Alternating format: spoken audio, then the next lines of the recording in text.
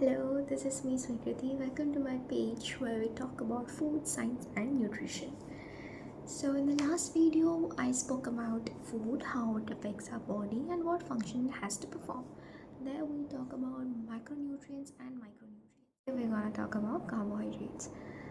I was actually about to shoot this video last week and upload it, but because of the eye infection that I had, I couldn't record it at all. So I'm back again. So yes, let's move forward with the topic. Carbohydrates. Do we really need carbohydrates? Is carbohydrate guilty in charge for making us fat? Right? We really don't know about it. Like people generally don't know about it. I've seen many people suggesting it to others not to have roti or rice or anything like that when you are in a fat loss journey. But is it healthy option? Do you really need to cut them off? Definitely no. Carbohydrates is your body's favorite fuel. Your brain runs entirely on carbohydrates. What the heck is wrong with my hair? Okay. So your brain entirely runs on glucose. Like, what do you think gives you energy? When you work out, when you do exercise, when you study, when you think of something or whatever, who do you think provides you energy? The most contributor to your energy, to supply you energy, is carbohydrate. It supplies you energy to do your function. It stores in the form of glycogen in your muscles majorly, and little amount in your liver as well as liver glycogen. It is carbohydrates, a compound that is made up of carbon, hydrogen, and oxygen. Basically, the presence of these three atoms makes up carbohydrate. Carbohydrates are often referred to as saccharides. There are various forms of carbohydrate that's available in our diet. Then the classification of this carbohydrate is based on the type or the number of these saccharide units. Now carbohydrates are also classified as the simple sugars or complex sugars, and what makes it simple and complex is the number of monosaccharide units present. Monosaccharides are the simplest form of carbohydrates. They consist of single repeating units of saccharides, and examples include glucose, fructose, and galactose. Glucose, it is also present in our blood. It circulates in our blood and is given intravenous in hospitals in some cases. The normal range of glucose is from 80 to 120 milligrams per dl. Then talking about fructose, it is also called as fruit sugar because the sugar present in fruit is in the form of fructose. Then galactose, it is formed because by digestion. During the process of digestion of lactose is made up of glucose and galactose. So when we break down lactose, we get galactose. Then we have disaccharide. As I mentioned about lactose, it is a disaccharide because it is made up of glucose and galactose, that is two monosaccharide units. Then we have oligosaccharides, which is made up of 3 to 10 molecules of sugar, 3 to 10 sugar molecules, and yes, I can also say it as molecules of sugar, whatever. It is not commonly found in food, but it includes inulin and dextrin. Polysaccharides, which is made up of repeating units of monosaccharides, or we can say a polymeric chain of monosaccharides joined together by glycosidic bond. Cellulose is an example of polysaccharide, which is a complex carbohydrate, and it is also a type of dietary fiber. The enzymes we have in our body are not sufficient to digest cellulose. Then glycemic index is also known as blood glucose response of carbohydrate. GI, the glycemic index, is measured as the rise in blood glucose per 100 grams of carbohydrate obtained from food as compared to the rise in blood glucose in 100 grams of glucose. Here the 100 grams of glucose is used as a reference. Glucose is given a rating of 100. The food with the high GI, the high glycemic index, spikes your blood sugar level. The food with low glycemic index doesn't spike your blood glucose level that much. The food with low GI index slowly increases your blood sugar level. But here is the fun fact.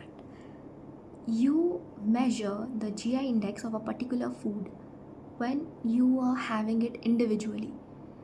When, if like for example, you are having rice and dal, so you're not gonna calculate the GI index of rice and dal because you are having it together.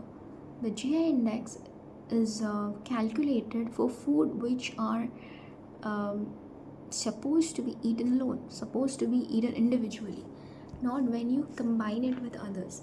Because see, if you are combining a food with high GI index with a food item with low GI index, so when you pair them up together, the food combination lowers the food glycemic index. Preparation like fat, fiber, and acid lowers the GI index. So if a food item has GI below 59, we call it low glycemic index food, and if it is in between 56 to 69, we call it moderate, and if it's above 69, we call it high GI index.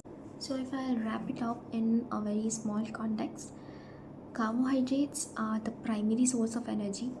Your body needs carbohydrate to do exercises, to walk, to talk, to think, to do everything it needs to do.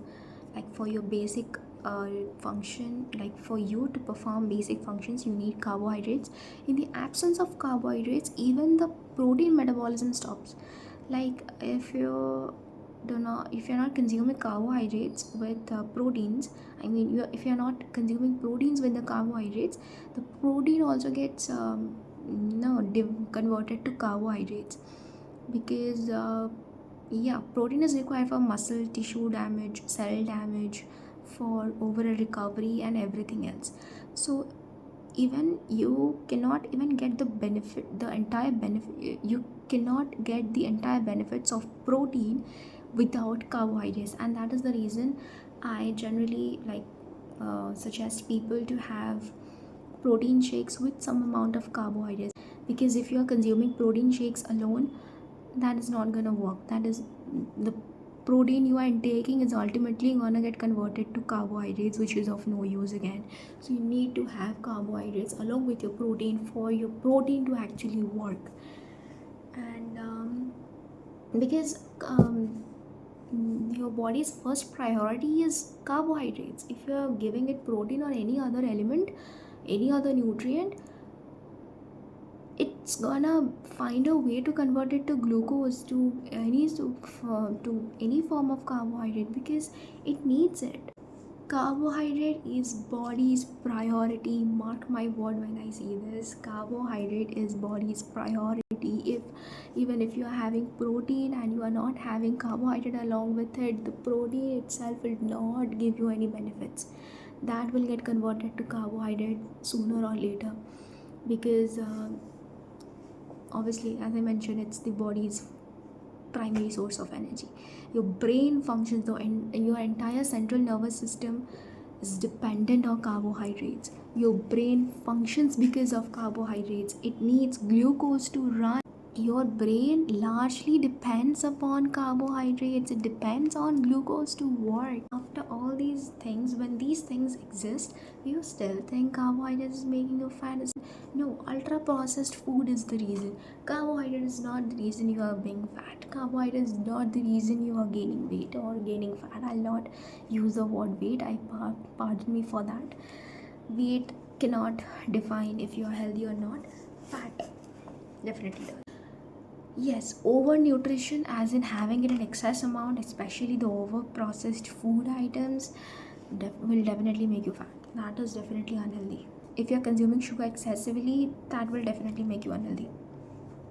But hey, people do live without carbohydrate. There are certain diet plans that recommend not to have carbohydrate. People are following it, people are still living it, living their lives. That's the point.